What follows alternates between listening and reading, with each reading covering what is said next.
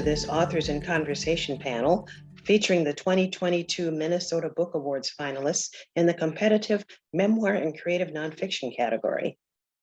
The Minnesota Book Awards is a program of the Friends of the St. Paul Public Library in the organization's capacity as the Minnesota Center for the Book. This year's book awards are sponsored by Education Minnesota. The Memoir and Creative Nonfiction category is sponsored through the generosity of Bradshaw Celebration of Life Centers. My name is Carolyn Holbrook. I was the winner of the K. Sexton Award in 2010 for my longstanding commitment to the literary arts in Minnesota. And I was also the winner of the Memoir and Creative Nonfiction Award last year in 2021. And I'm proud to be here tonight to moderate this panel.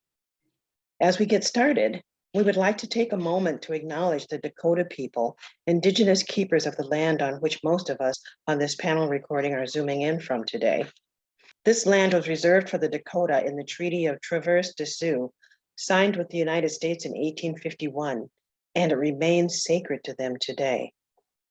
We also acknowledge the Ojibwe people, fellow indigenous inhabitants of this land. The Dakota and Ojibwe people are the original stewards of story in this place, now called Minnesota. The Friends of the St. Paul Public Library, organizers of the Minnesota Book Awards, honor this tradition and the knowledge and values embedded in it, as well as we work together to lift up storytellers in our state. For the latest installment of the Minnesota Book Awards popular Meet the Finalists series, I'm pleased to be joined by Renee Lenore Hansen, author of Watershed, Attending to Body and Earth in Distress, published by University of Minnesota Press. Jessica Lind Peterson, author of Sound Like Trapped Thunder, published by Seneca Review Books, Hobart and William Smith Colleges Press. John Medeiros, author of Self-Divided, published by Howling Bird Press. And Saeed Shayi, author of Are You Bored Now?, published by Really Serious Literature. Congratulations to all of you for being Minnesota Book Awards finalists this year in our category of Memoir and Creative Nonfiction. I've been in your shoes and I know how exciting it is. So in the interest of making the most of our short time together, I'm going to begin with a round robin question that I'd like each of you to respond to in turn. I'll then have a question specific to each of you and your wonderful finalist book. So the round robin question is, how is your writing a way of persevering in the world where silence is preferred? As we all know, the last 2 years have been extremely difficult and the world continues to be difficult. What is the role of storytelling in today's world? So whoever would like to start, go ahead and respond to that. Yeah, I can start. Thank you. Thank you for that, Carolyn. Thank you for being here. Thank you to my fellow finalists for putting out this generous work into the world. Thank you to the Friends of the St. Paul Public Library and the Minnesota State Book Awards. You know, silence is something that I'm used to. Silence is something that I thrive on. Sometimes I don't have words vocally to be able to respond to what I'm feeling. And sometimes I don't have the words to describe what I'm feeling, even if I'm capable of words. Telling stories through whatever form they come, be it poetry, a short story, a nonfiction piece, a photography. Storytelling has always been one way for me to circumvent that disconnection with language that often comes with being autistic. It's something that transcends borders and boundaries. It's something that connects us all, no matter how divisive our times might be or how separate from each other we feel like we are. Stories are something that touch on the universal aspects of being human, of being alive. And I believe being a writer, being a storyteller is one of the most noblest things you can be called to do, because most of us don't choose to be writers. We are chosen to be writers, sometimes against our will. But it's an honorable thing. It's a hard thing. It's an often painful thing, but ultimately it's something worth doing, because even if I can't speak up for myself, or if others can't speak up for themselves in the moment, for fear of repercussion, or because they just don't have the words in that moment, we can always write about it after the fact, and we can always choose to share it. And a lot of people say that's courageous and it takes courage, but it's a lot easier to do that than to do something sometimes your body is incapable of doing, which is speaking. So silence can be sacred and precious, but so too can storytelling, and the need to always speak truth to power whenever it's called for. It's a beautiful response, Saeed. Thank you. And thanks for speaking up, even though you prefer silence. Okay, who'd like to go next? I can speak. What you said, Saeed, is so true. Silence is wonderful, but forced silence isn't.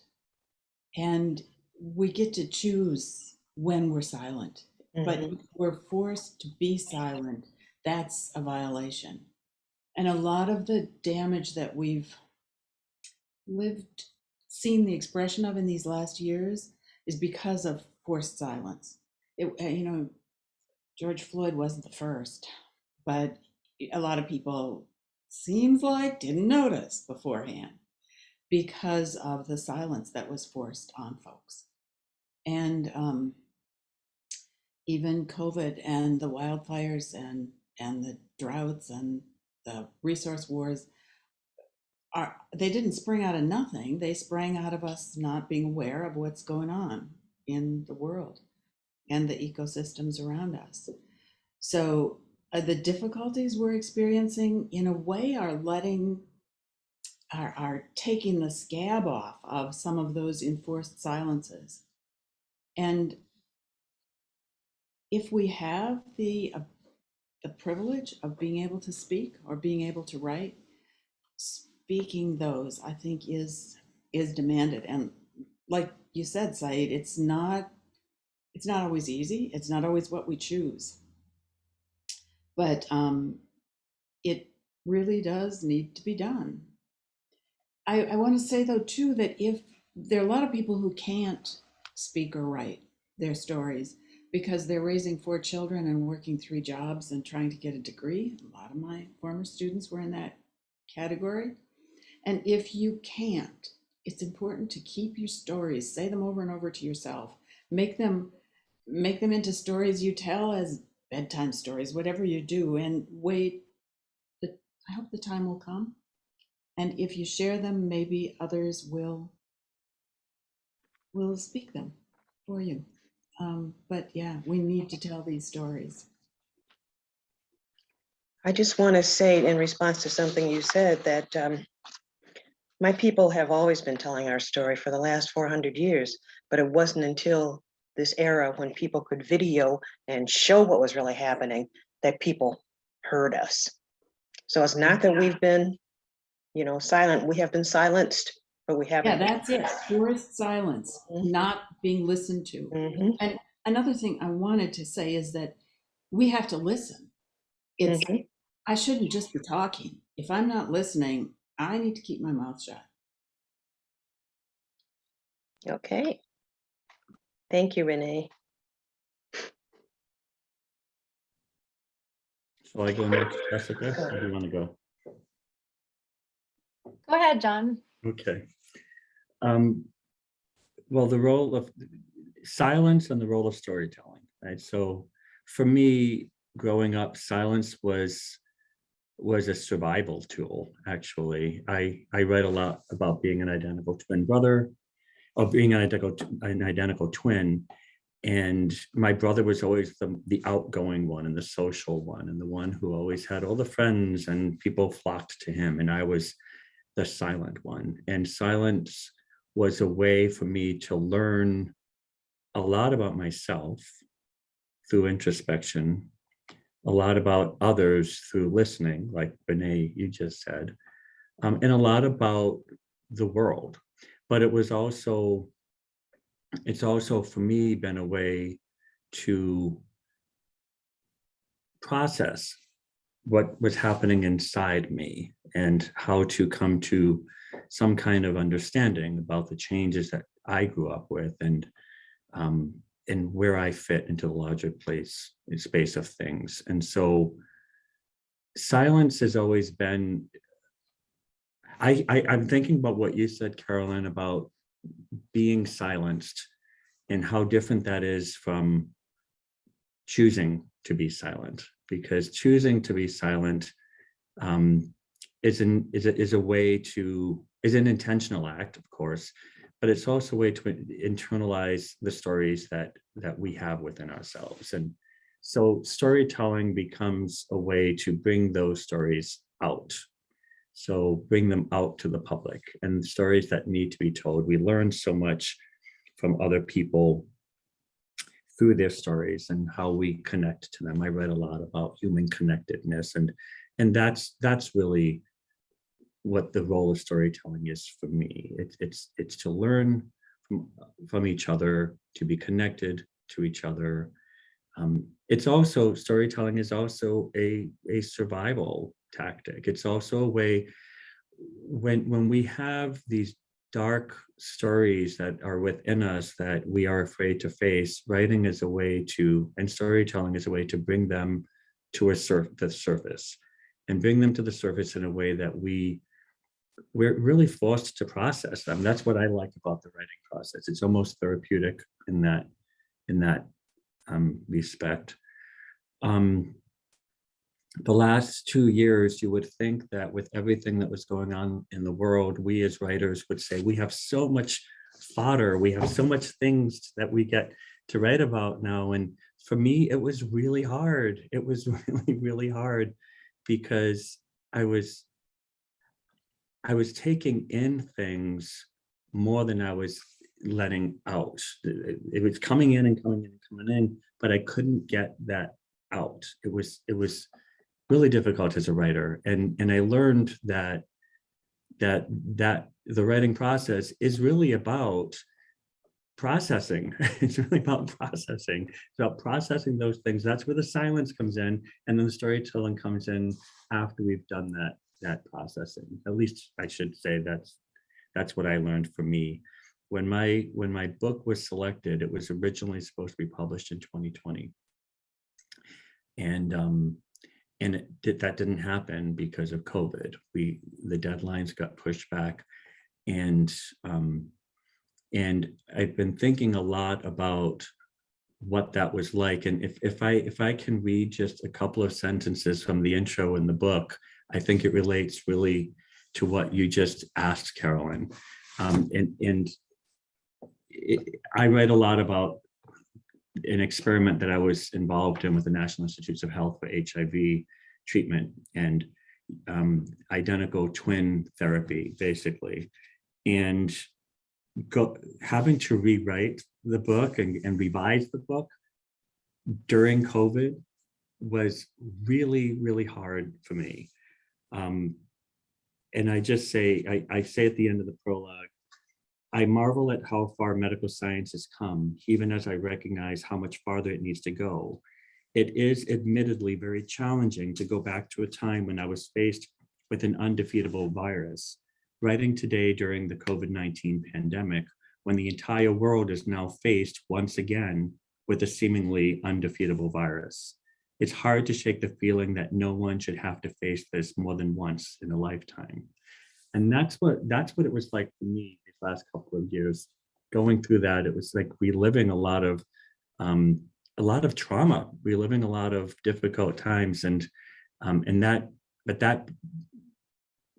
through that processing, I was able to come up to storytell, if you will, to tell the story that needed to be told as a result of all of that. So for me, it's been an incredibly learning experience, that process of silence, but also letting out that voice when it's ready to come out and when it needs to come out. Thank you, John. And you were not alone. During the last 2 years, many writers that I talked with had a really hard time writing. And, many were processing, and then these beautiful books came out. Jessica. I'm just going to repeat your questions because it's been a while, but how is your writing a way of persevering in a world where silence is preferred? What is the role of storytelling in today's world? I think about this a lot. I kind of came to writing the essay later on in my life. I was a playwright before, well, I still am a playwright, but I'm a comedic playwright, and so I get to write. I write a lot of silly comedies, and I figured out a way how to tell the truth sneakily that didn't necessarily implicate me specifically. In other words, fiction, which felt a lot safer. And this collection of essay was my first foray into this genre. And I was listening to this amazing interview with the poet Jericho Brown and Krista Tippett. It was an On Being episode, and Jericho Brown said something that I will never forget. He said, "Being a poet is dangerous." And I just, I'm not necessarily a poet, but it just really struck me that being a writer could be dangerous. Like, just telling the truth is dangerous. No matter how small that truth might seem to you, it is a very powerful and holy thing to speak that truth, whether it's sharing a trauma that you've never shared, or admitting that you love someone or are attracted to someone, or telling your readers that you have gray hair, whatever it is. Like, you're being vulnerable, but you're also implicating others with your storytelling. And that's why a lot of us remain silent, because we don't want to rock the boat. We don't want to push anyone's buttons. We don't want to get in trouble. We don't want people to be mad at us. And so I went through this journey when I was going to publish this book. It was a terrifying journey of, oh my gosh, what have I done? Yeah, so I never felt like that when I'm writing plays. So that's been a journey for me. I think that what you said, John, about silence being a survival tactic, I think that I can really relate to that. It's just easier to be silent. It's safer to be silent. It's safer for me. It's safer for my family and friends. And it's safer. So it costs a lot for us as writers to tell the truth. And right now, in this moment in the world, people are especially brave when they're telling their truth. And so that's how I feel about that. And I think the role of storytelling in today's world, I mean, story is all we have. It's what we are boiled down to. Whether you're telling a story, whether your grandma's telling you a story, or you're seeing a play, or you're listening to a piece of music, it's all story, and it's all we have that we leave behind. And so I just think that this is our one role, is to tell stories. So it's a very, very powerful thing. It's a big responsibility as writers and creators and artists. What do we leave behind, not only for us and our immediate loved ones and family, but what do we leave behind as our legacy to generations? So I think about that a lot. And yeah, but ultimately, I think I agree with Jericho Brown when he says being a writer is dangerous. And it's just fascinating that we use the words dangerous and holy in the same breath, because it is. Writing is dangerous and holy. Thank you for that. So let's move into our, individual questions. Saeed, are you bored now? Seems to be an experiment in living with trauma while at the same time refusing it. I really like how you mix poetry with experimental prose in your book to accomplish, this book, which really aches with the question of why should we write? Your answer involves facing the effects of trauma and violence with courage, honesty, and a willingness to risk vulnerability. You say that one reason to write it is to call forth a voice in solidarity with others who suffer, to transform the pain of alienation with the profound faith that one is never really alone. So can you speak to us then about where you stand on that question now that your book is out in the world? Why do we write, right? Well, you know, words are kind of my life. Well, language has always been my life. Stories have always been a place for me to escape into when I was younger, and I read a lot of fiction. It was one of the only places where I could feel safe, where I could find silence. And I've tried to walk away from writing many times in my life. I've tried to give it up like an addiction, but you know, the things that we're called to do in this world often don't give us a choice. So once we recognize that we don't really have a choice in the matter, it makes it a lot easier if we just give in and go along with it and lean into it. It's always been a question of trying to understand myself, trying to find my place in the world through various types of alienation, displacement, misunderstandings, trying to figure out what it all meant, looking for answers to questions that couldn't be answered. And when I wrote this book, I didn't know I was autistic at the time. I only found out coming up on a year now, but I didn't know it at the time. I didn't really have an inkling. I knew I had trauma, and I knew I was an introvert, and I knew I was different than most people. But I didn't necessarily understand what autism was or what it meant or what it could look like, because I had been masking my whole life to fit in. You know, I grew up in an extremely socialized culture. Being Somali, we're very, very extroverted culturally. And so if you're a quiet person, you're not going to survive unless you learn how to mimic what everyone else is doing, regardless of the pain that it's having on your body. And you learn to live with that pain so long that you think it's just a part of being alive. And so learning about, you know, being autistic, that really helped me answer a lot of the questions that I was trying to answer in this book. And when I look back on it now, I see it as the final breath or the final leap towards trying to understand who I am, where I was in the world. And by trying to understand myself, it's not, you know, entirely selfish. I was also trying to understand why people didn't understand me. I felt if I could understand myself better, I could better explain to people why we were having so much trouble communicating. But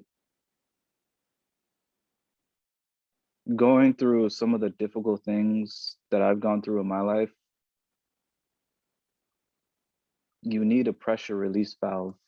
You need a healthy, non-destructive way of processing and dealing with those emotions and just trying to make that pain go away. And writing along with prayer are two of the only things that I've found that have ever helped me do that without putting my life at risk.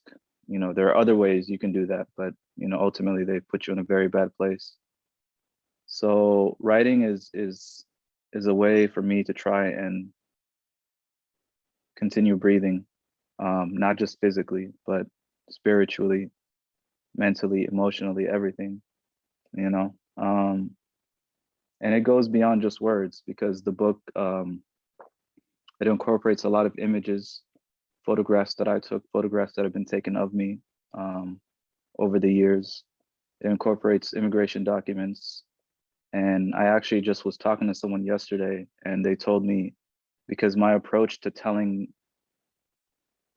the memoir story is extremely unorthodox, because it's too painful to tell A to Z. I tried that for many years, and just all it did was break me down. And so my approach to telling it was kind of like going around the trauma instead of facing it head on, because I wasn't capable of doing that.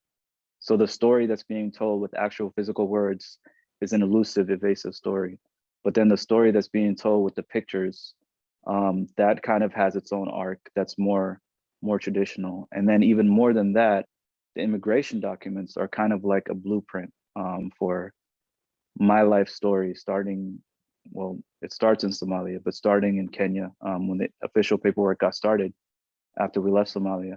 And so that tells a more linear story, but those aren't my own words. Those are the words of other people who are looking at me through the lens of states and governments, and sometimes my own family's words as they relate to the government.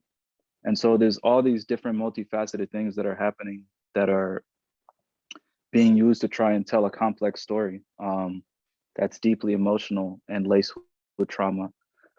And I remember something that Claudia Rankin said. She said that if I could, I would stuff absolutely everything I could into a poem, even music. I would put actual music into the poem, but you can't do that on paper. So I do everything else that I can. And those words always linger with me because what's that old cliche? There's more than one way to skin a cat. I don't know what it means, but I feel like it fits. There's more than one way to tell a story. And so my approach has been, since I've always sought to be understood and to understand myself so much, to try and do it from as many different angles as I possibly could. Yeah, so that's why I write.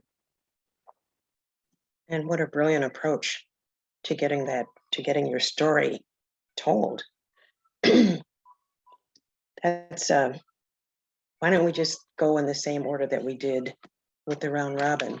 So Renee, the description of your book, Watershed, says, the body of the earth, beset by a climate in crisis, experiences drought much like the human body experiences thirst, as your body did, as a warning against type 1 diabetes, the disease that changed your life.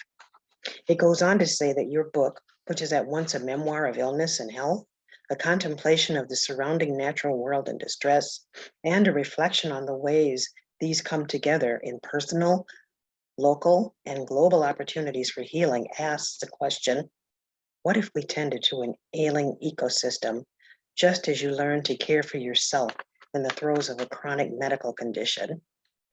Can you please say a bit about your decision to grapple with both of these questions in Watershed? Yeah, thanks, Carolyn.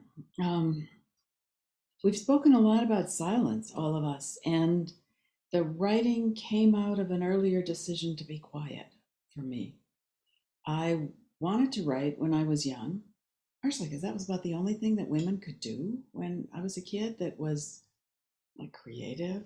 I didn't like the other choices, but and I wrote quite a lot. But then I became a single mother and I was teaching at Minneapolis College and about 5 other places, and I needed to get a doctorate if I wanted to get a position that would give my kids some security. And I was all the courses I was teaching were writing intensive. So every semester, 120 new souls would come with their stories. And Carolyn, you've taught beginning writers, and they've got to tell their story first. So I was getting all of these stories, amazingly powerful. This is one of the greatest privileges of my life, was to read this overwhelming number of stories of my students and people I knew. I have lived in almost all parts of Minnesota and very much a settler Minnesotan for generations. My grandpa came from Norway, but since then we've been there. And but the people I knew and other, both city and outstate Minnesota, did not know these stories. Their assumptions of what my students, I don't even like to call them my students, they were my co-learners, we're doing this together. The assumptions of what they were like were just wrong, or like a tiny sliver, a tiny little bit of truth. And so my devotion for many decades was for my students to get their voices out. Gradually, my students would come to me and say, Renee, you want us to write, but we don't have the audience you've got yet. Would you please use some of your privilege to help us? Like, here's my story, tell people.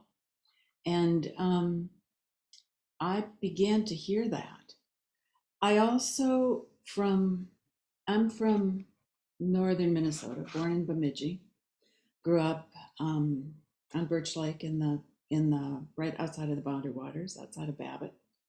So I'm in ceded Ojibwe territory where I grew up, and I grew up in a canoe and in the woods, and I learned a different way of being, and I learned to know the woods.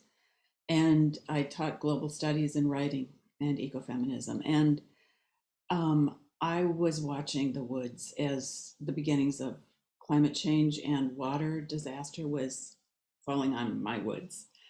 And I say actually, I'm theirs. I belong to those trees and those waters and all of that, as we all do, of course. And they were suffering. And then I was hearing from my students, Somali students, Ethiopian, Mexican, everywhere, Tibetan, of the droughts, the way when the glaciers dry up, there's no water for the people to drink, and how the droughts were the cause of the wars, especially in Somalia. I heard from Somali elders. And I went for some years into really serious climate trauma. I mean, there were other traumas in my life, but that's bigger. I mean, for me to die is one thing, like not very important, but for there to be no moose, or for my children to not have future for their children, for my students to hear from their friends back home who were trying to escape and dying, that's huge grief. And I tried to write about it. Those were the stories often that students would tell me to please tell other people. They don't understand what was happening, so tell them. And it's, yeah, as Jessica said, it's dangerous. If I write about why Minnesota needs a long stretch of below zero weather, people don't really like to hear that. They kind of like warm Minnesota. But the trees are going to die. The loons are going to die if we don't have long stretches of cold. But not all of them. We'll plant things because we've lost the cold. So I don't want to get it too extreme. But I didn't know how to talk about it. And then I had another privilege in a way, which was becoming type 1 diabetic. And as I say in the book, when I was first experiencing the diabetic thirst, I didn't tell anybody because I thought it was because I was thinking so much about climate change that I was psychosomaticizing myself into thirst. And that if I just quit thinking about drought, I wouldn't be thirsty anymore. I'd be fine. Well, it doesn't work that way if you're type 1. If you try not to tell anybody that you're desperately thirsty and peeing all the time and losing weight and can't even see anymore because your eyeballs are drying out, so they change size, you die if you don't tell anybody. I ended up in ICU, and I got saved. I got insulin. And now another privilege. I'm on an insulin pump. I get good insulin. I have students whose parents are giving them shots every 3 hours. I know people who have died because they didn't have insulin. I had to decide whether I was willing to take this additional privilege, add that on to the other privileges I've had in my life. And if I was going to take it, I need to use it. So we don't have insulin for the earth, and the oceans are also acidic, and the climate's, out of balance, like my body was. And if one thing goes wrong, it cascades. So I amazingly got a way to write about ecological distress by having my body be the example. And it showed we aren't separate from the air and the water. I mean, it's all us. So you can't think, oh, it's fine. We just don't need any rain in Minnesota. I'll be fine. No rain in Minnesota. Nobody will be fine. It doesn't go like that. More people told me I had to write. Ty Coleman, you know Ty, came to my office door and said, God told me to tell you, you got to write about diabetes. Julie Ristow called me from walking on reservation. She's white, but she was working with Native people. And she said, I had a dream, you got to write this.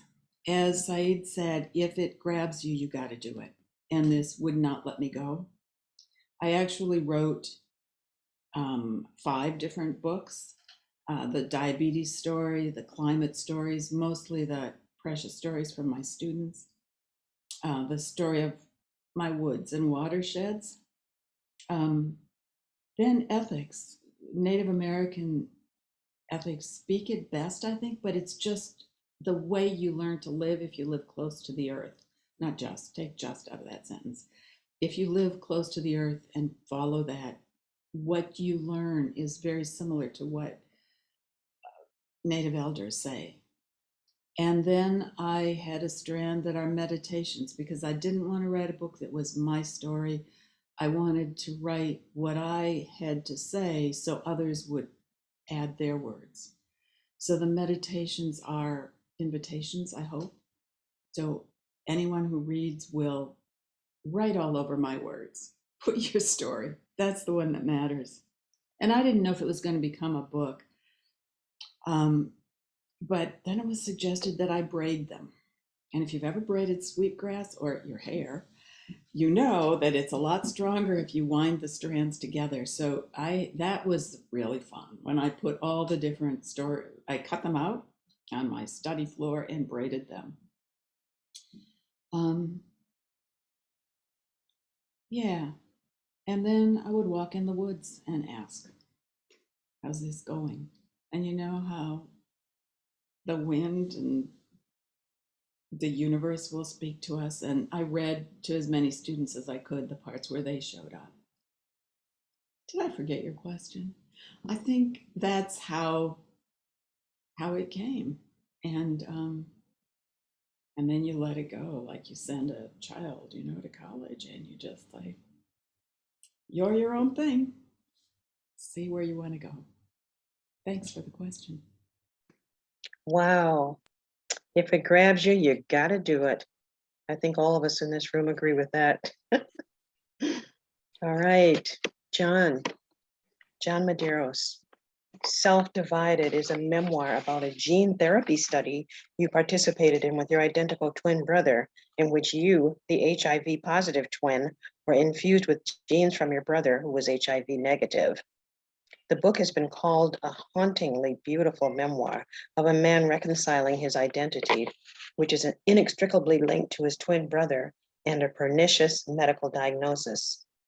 I found the structure of your book interesting. Can you talk a bit about your choice to use narrow margins when you speak through your own individuality, and the other passages where you use wider margins when the narrative is inseparable from your twins? Thanks, Carolyn. I'd be happy to. If I can just take a moment to say that I committed myself to reading all 3 of your books. 3 of the finalists is what I mean. Jessica, your essay on seahorses is one of the most beautiful things I've ever read in my life. It's amazing. And Said, as I told you when we met for coffee about a month ago, I ordered your book first, but I got Jessica's first, so I read hers first. And what I appreciated about that is it was when I met you that you told me that you didn't know that you were autistic when you wrote the book, and that adds such a layer of just another layer of complexity and intrigue in reading the book, knowing that the narrator was coming from that space. That's really lending a certain insight that I didn't expect to have. So I appreciate that. And Renee, I will get back to you when I finish Said's. I'll read yours next. So now, as for your question, Carolyn, so I initially entered the MFA program as a poet. I grew up as a poet, knowing that my poetry was always very narrative. And when it's too narrative, I feel like you're not inviting the reader to participate in the way that poetry invites us to participate. And I was always aware of that, and that's what I wanted to work on when I went into my MFA program. And it wasn't until then that I actually started reading creative nonfiction for the first time. And I thought, well, that's different. That's kind of what I think I want to do. And so the more exposed to it I got, the more I liked that. When I decided that I was going to write the story that I wrote, or when the story decided that I was going to write the story that I wrote, I noticed that, well, I still do, even to this day, I find myself saying things like, we used to go to that ice cream place, or we used to watch that TV show. Well, we did, and when I say that, it's because I did these things with my twin brother. So we were the narrative. It was really I. It was we were the narrative. And the book, even though it chronicles the infusion and the gene therapy study, it's really about how to claim individuality when we're always a part of somebody else's identity. And I use my twinship as a way to raise that question. And so as I was thinking about this story, it became clear to me that there were actual moments where the we became I. You know, when I write about the abuse that I suffered as a kid, that was an I story. When I write about my coming to terms with my homosexuality, that was an I story, because my brother is a very proud heterosexual. When I read about my HIV diagnosis, that was an I story. So I knew that as I tell stories from my past, there are times when I actually get to use the word I, and there are times when I can't. It's not that I choose to use the word we, it's just that I can't separate that story from my brother's. And that is part of the narrative of my life. And so as a poet entering into this space of creative nonfiction, I wanted to bring a poet's sensibility and a poet's eye to the telling of that story. And so what I started to do was everything I write to this day that's creative nonfiction starts out as a poem, and then it like expands. That's part of my process. And so so as I started to expand on this story this memoir that started as a poem, I looked at how poets look at space and how white space really becomes part of the narrative of the poem. And so when I'm telling the story, it looks like this of my brother and me. It looks like this on the page. That's like how it normally looks. But then there are moments when I'm myself, my individual self. And this is what I'm doing with the white space here. And it was half of a column. It was, since I is half of we, one letter is half of two, I put it in the center. And the reason for that is because I want the reader to be able to open the book at any place, and without even knowing what the story is, they at least have a sense of the person telling that story. And that, to me, creates an intimacy. And the lyricism in the book creates an intimacy. And the vulnerability of just telling the stories that I'm telling creates an intimacy. And it's when that intimacy is created that the space is safe. And then we get to share the stories. And so I wanted the narrative to be part, the format to be part of that narrative, to be part of to signal to the reader, this is where the writer is coming from, the speaker is coming from in this particular moment in time. And you get it. And that invites the reader. So for me, it was a way of using the page to create intimacy and to create a safe space, and also just to tell the reader that this is a moment where I'm starting to be me, as separate from him and us. And so that's why I use the white space the way that I do. When I initially tried to publish this book, I mean, I wrote this book so long ago, Carolyn, you read excerpts of it years ago. And it was so hard to get it published. And one of the reasons why it was hard to get published was because some publishers, and I'd always get letters like, you made it to the semifinalists, or you made it to the next to the last group, or the second from the top. And one of the reasons why is because a lot of publishers read it as an AIDS memoir, which it is not. And that's so 1990, right? But the main reason why publishers wouldn't publish this book is because they didn't want me to use the white space. They said it was a waste of paper. And it's like, okay, so now the business of publishing actually takes priority over the storytelling, and that was hard for me. And so I felt like I could send this out without the white space, without the format that I've used, and maybe get it published. And I certainly wrote the book, rewrote it in that format, but I decided not to. And the reason why I decided not to is because, like I said, it's part of the narrative. You can't not include the story. That's part of the story. And so I'm really grateful to Howling Bird Press, really grateful, because they were able to read this memoir with the eye of a poet, and they were able to appreciate what I was doing with that space, because it really is a very different story without it. I when I was in my MFA program, I read a lot of Richard Selzer, and he's a physician who also writes beautiful poetic essays, absolutely beautiful. The Knife is one about giving someone an operation, is just one of the most beautiful things I've read.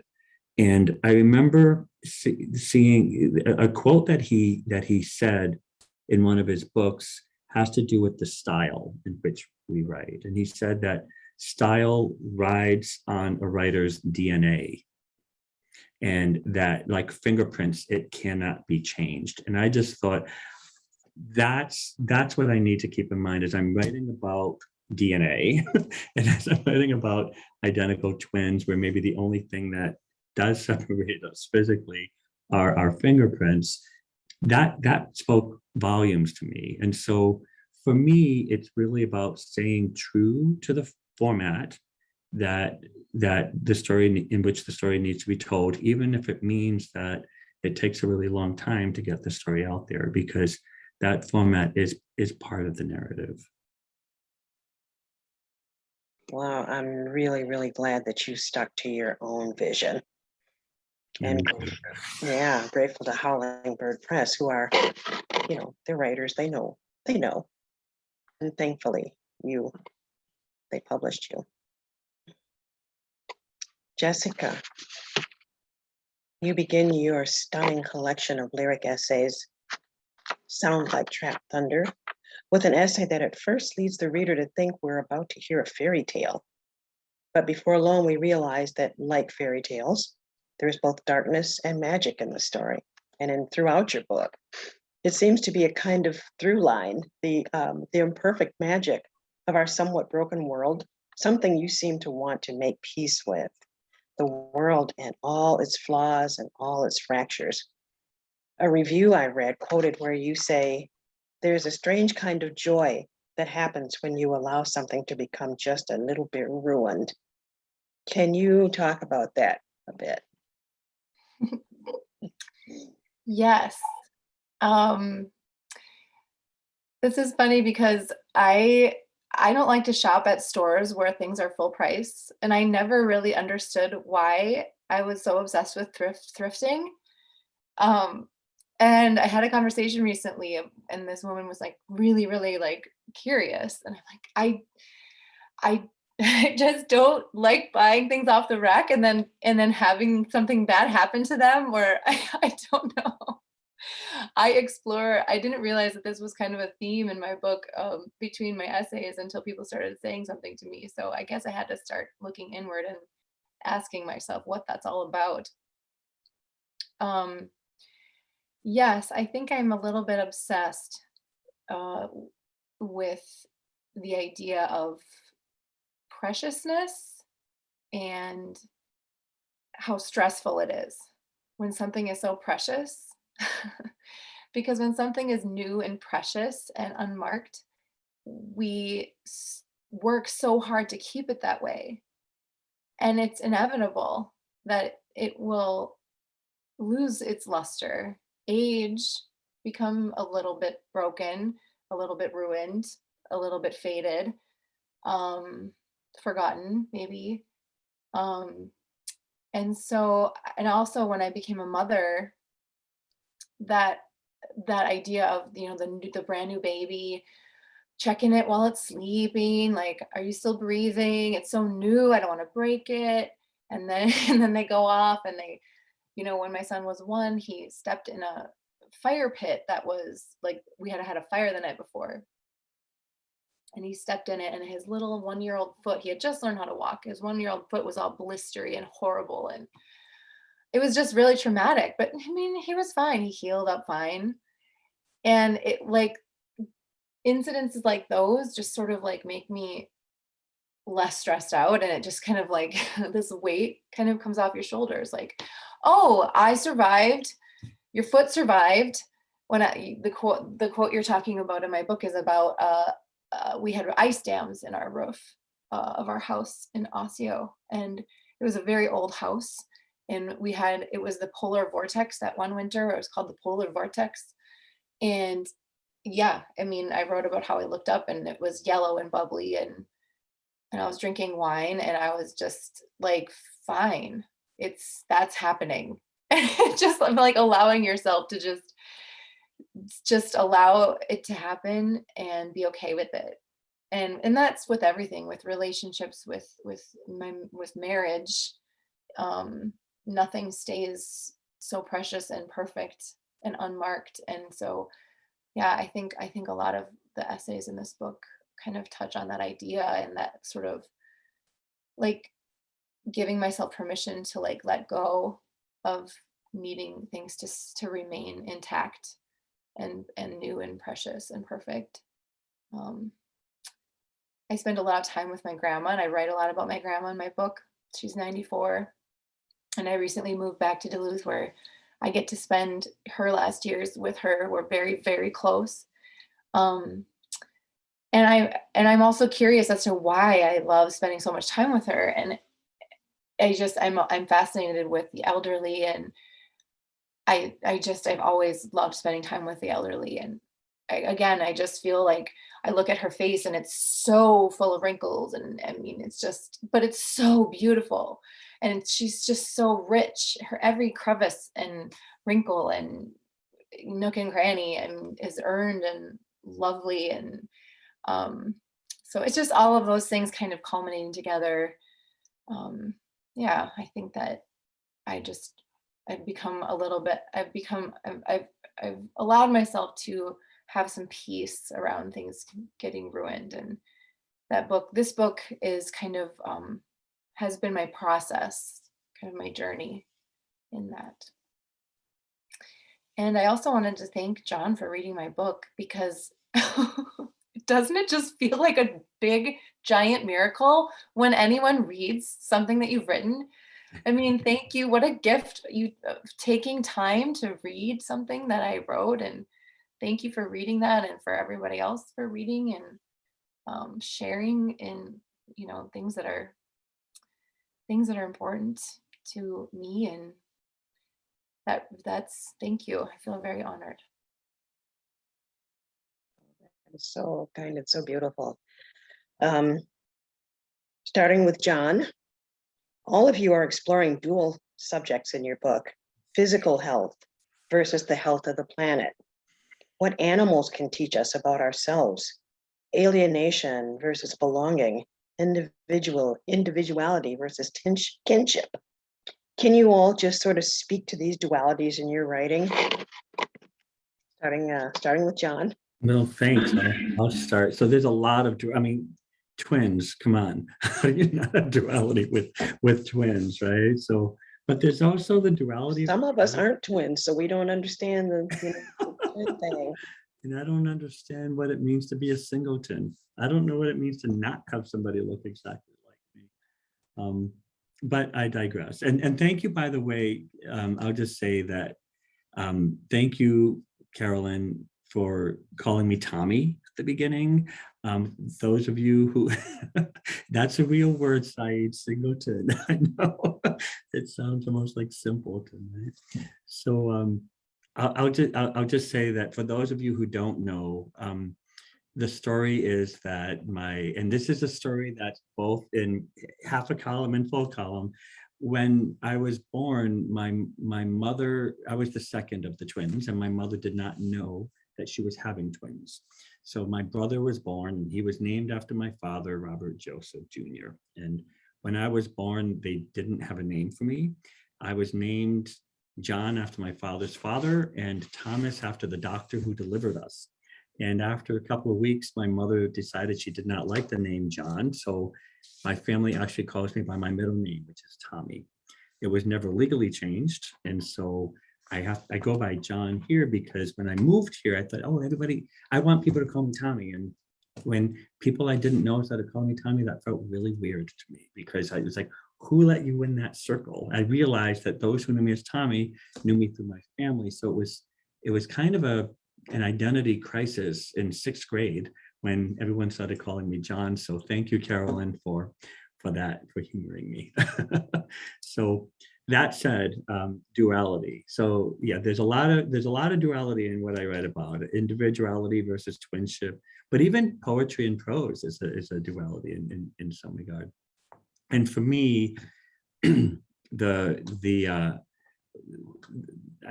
don't remember what the question was exactly, how it comes through in my writing, or how I work that in with my writing. Maybe for me, there's the tension. It's a tension, but it's a forward tension. So it moves the story forward. It moves me forward as the person telling that story, because it's part of who I am. Like I said, I can't. There's some stories I just can't tell without saying we, and then there's some stories I can't tell by just saying we. And so for me, if I want to tell the full spectrum of the stories that I have within me, I have to reconcile that duality. I have to recognize that it's not so much the individuality versus twinship as much as it is the two harmoniously, sometimes not so harmoniously, but the two sort of being a part of who I am, and that coming through to the page. Okay, thank you, John. Mm-hmm. Jessica, how would you respond to that? Oh, I would say this is another one of my great obsessions, which is, well, animals in general. I'm completely obsessed with them. And I just think that they are so much, they just know so much more than us. And when I was little, I would crawl into like a dog house and like sleep with a dog and like poke at its eyeball, because I was so curious. I was so curious about animals, and I still remain curious about animals. And I write a lot about big animals, and really, really big animals, and really small animals. And I didn't know that I did that until somebody pointed it out to me. But I just find, I think I like to measure myself up against things that are very, very big and ununderstandable. And again, the things that are very, very small. And I don't know, it helps me place myself in the world when I know that like humans we're not all there is. We're here and we're bumping up against so many creatures and so much life, and we think we know everything, and for crying out loud, we just don't. And I think that's something that I, as a writer, like why I love the essay so much is because of its questioning, and how I don't have to know the answers. And my amazing teachers at Hamlin helped me understand that. And once I figured that out, that's what the essay is all about. It's about searching. And then I was just like, I am hooked on this. And so the animals just keep coming up because I like to go on long walks. And that's where I do a lot of my writing. As a mom and a busy, sports ball mom, I call myself now, and an Uber driver. I have teenage boys.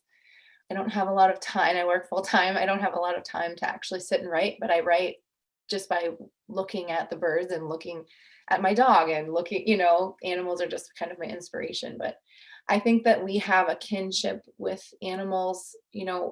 We have such a responsibility to care for them, and because we are the ones making the most impact on their planet. And so they're fascinating. And yeah, I think I feel like I'm rambling, but for whatever reason, I'm just very, very fascinated by them. And I think everybody should be, because we have a lot to learn from them. You mentioned a couple of times tonight that you didn't know that you were saying something until someone pointed it out in your book. For me, that's one of the magical things about writing. We don't always know what we're saying. And then when someone points it out, it's like, oh yeah, I did. That's exactly what I think it's funny because sometimes people assume that I knew I was doing something as a writer. And this is why I love being in class, because we like dissect things, and then you talk to the author and they're like, I didn't even think about that. And we think we're so smart, but like a lot of it is just hunches and energy and following an obsession. Yeah.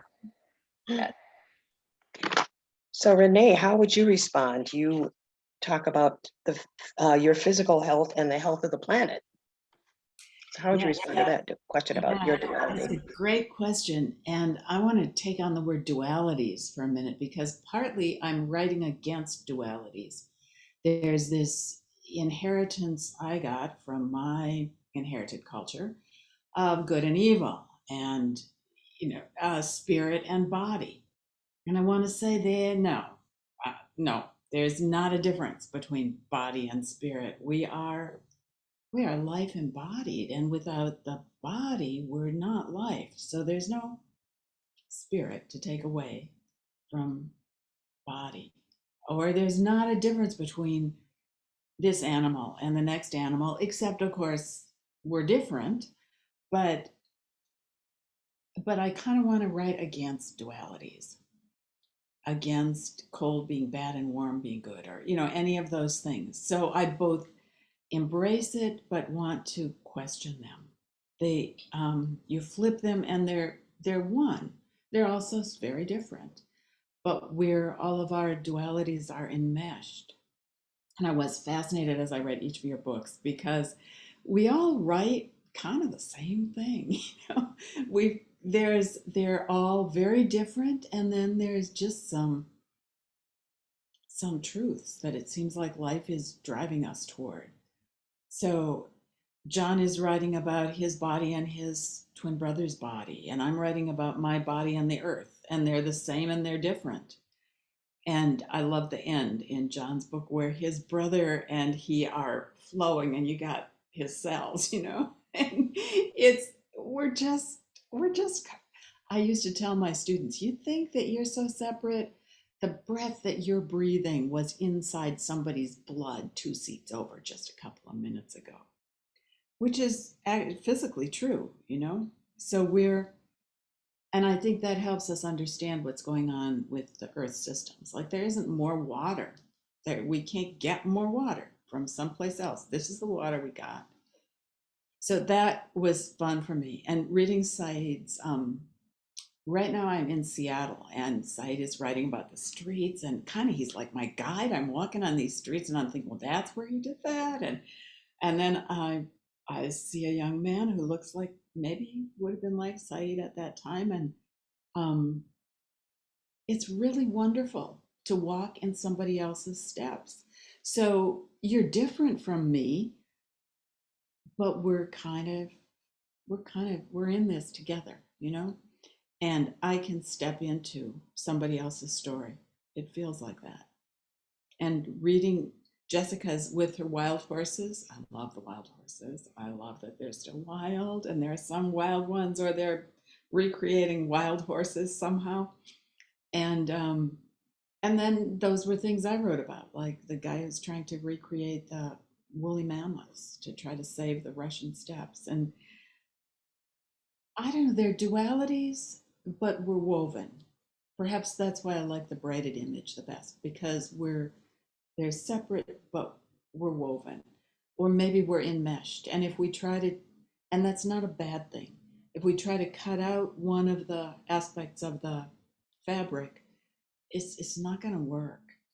So we need all of these species and all of this diversity and all those little bugs in the earth and all the little bugs in our bodies and the various cells. Also, that we're writing about illness in a way, but with AIDS and Saeed, it's a wonderful story of finding out about the autism later, but it's in there in the story. And mine is diabetes.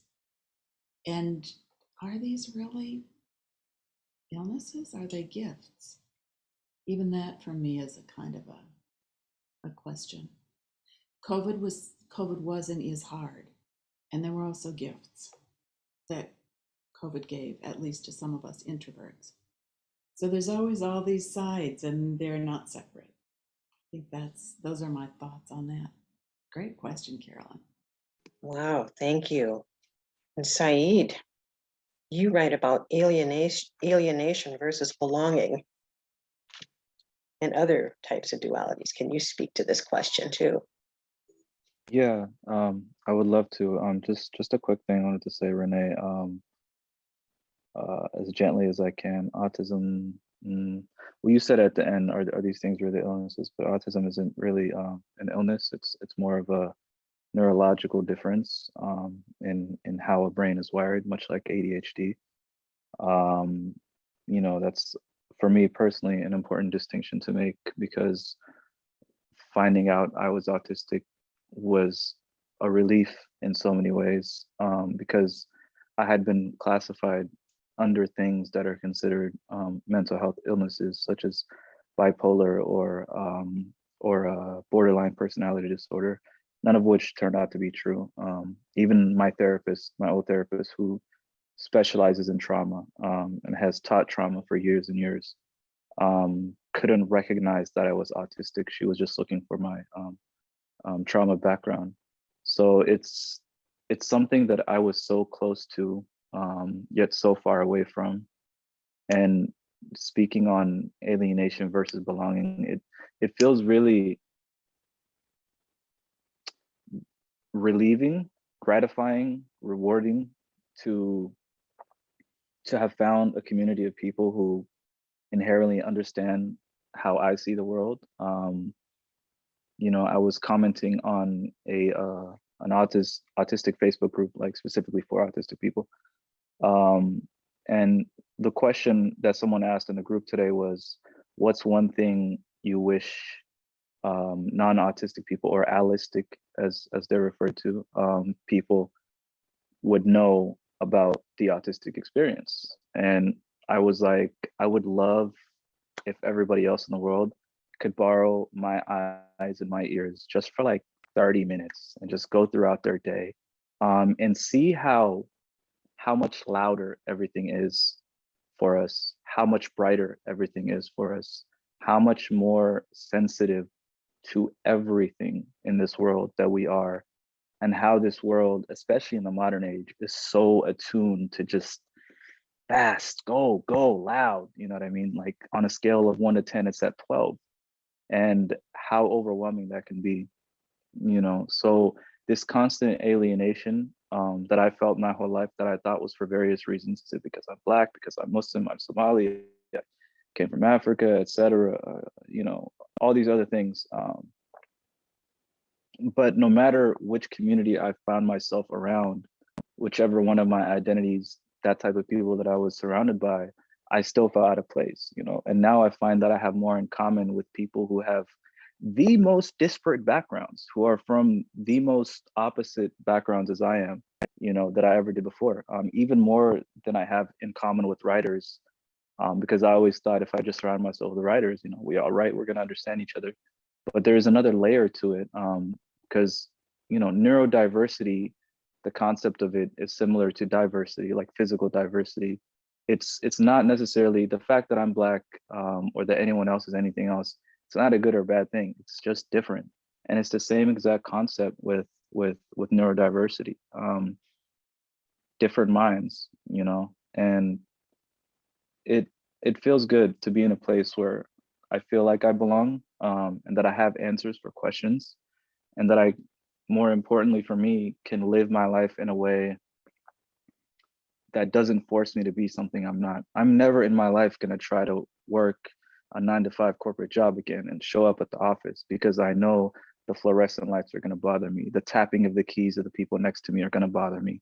The water cooler talk and how about the weather today, that's going to bother me. I don't do small talk. It's nothing personal. I would just prefer deep conversations with close, trusted people than small talk with strangers, But I find that I relate to a lot of you in many ways.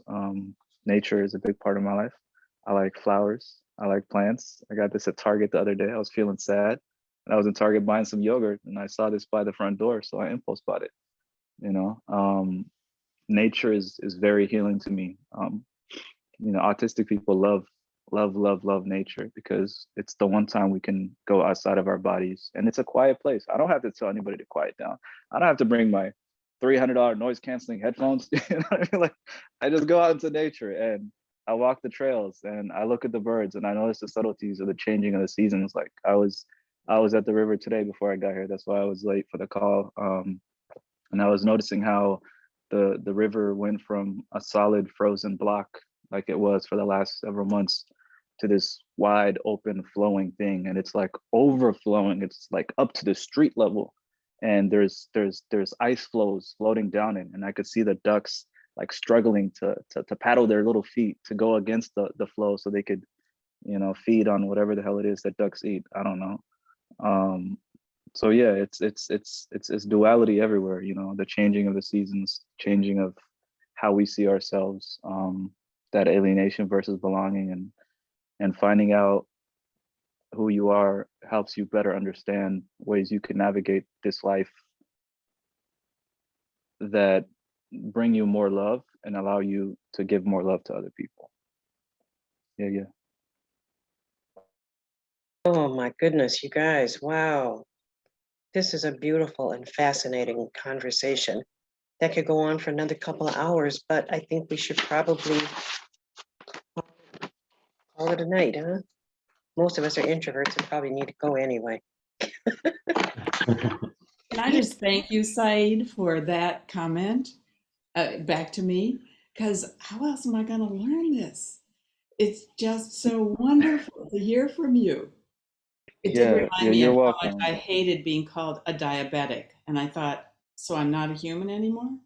Mhm, I don't care. mhm, But yeah, thank you. You're mhm. very welcome. Thank you for saying that. I hate correcting people or you know Oh, what I mean, it's any perfect. kind of It's Yeah, real. we all need feedback. Yeah, because we're all wrong from time to time or don't quite understand. And it's so helpful and useful to be able to, have back and forth conversations like this. And I just want to say thank you to our tremendous memoir and creative nonfiction category finalists, and to all of you watching for taking part in this Meet the Finalist panel. If you enjoyed this talk, you can find a treasure trove of past events archived on the YouTube channel of the Minnesota Book Awards steward organization, the Friends of the St. Paul Public Library.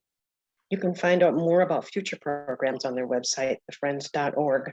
In particular, mark your calendars for Tuesday, April 26th. That's the evening that the winner in this category and 8 others are finally revealed.